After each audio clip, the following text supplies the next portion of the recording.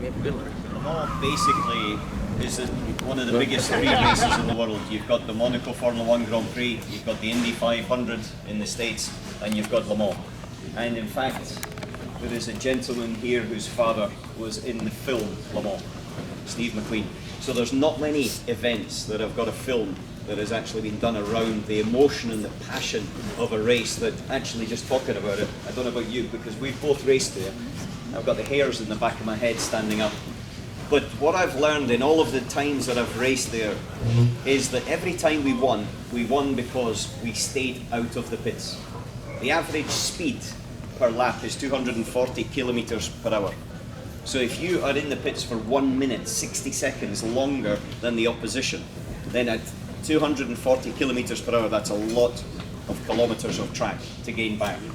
And one thing that we were able to do, and this victory here was defined exactly by that, is we used less tyres than anybody else.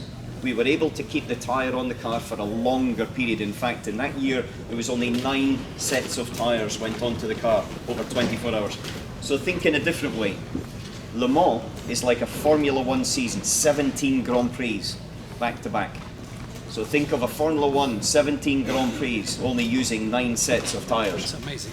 At the top speeds, exactly the same as Le Mans, at the average speeds of Le Mans. It is quite an amazing statistic. But the key point was that in the regulations at Le Mans, you're not allowed to change tyres and to refuel at the same time. And the push on this is for efficiency. And so therefore, with the development that we did with Michelin over the winter, we're always pushing the limits. We were pushing at Audi, we were pushing Michelin, and they were pushing us for different things. And together they got the concept perfect, where we could keep the tyre on the car with performance and also with the consistency and the feedback. Because one big factor is that it's fine being fast on the first lap, but on the 65th lap, when the tyre tread depth has dropped off and you still need to have the braking into the first chicane, when you hit the pedal at 100 kilos of force, you still need that tyre feedback coming through the pedal. And that is what delivered, in this situation, a 5-stint run by Benoit Poilievre. And that sealed the victory for Audi at Le Mans. It was a very interesting one because it kind of gave us everything. It gave us the ability to run fast, but it gave us, importantly, the ability to run long. And that sits perfectly into gear. But I'll give you one story in this one, because this is a British driver, Nick Tandy. He's driving for the opposition of Audi, Porsche, so that's the dark side as far as we're concerned.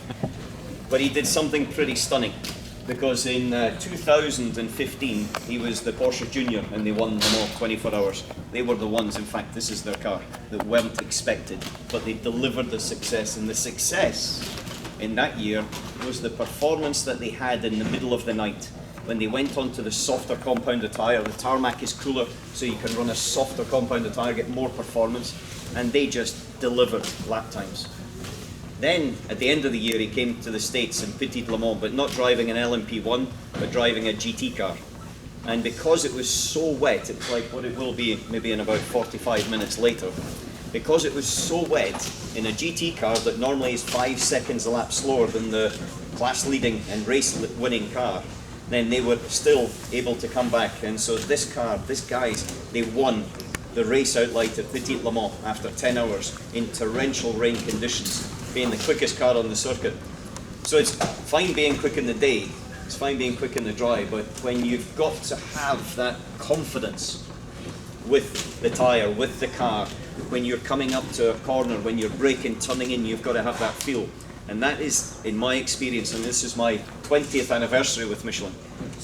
So I should get a watch, I think. Yeah. It's my 20th anniversary working with Michelin and racing with Michelin. And in all of my success, it's been about that partnership.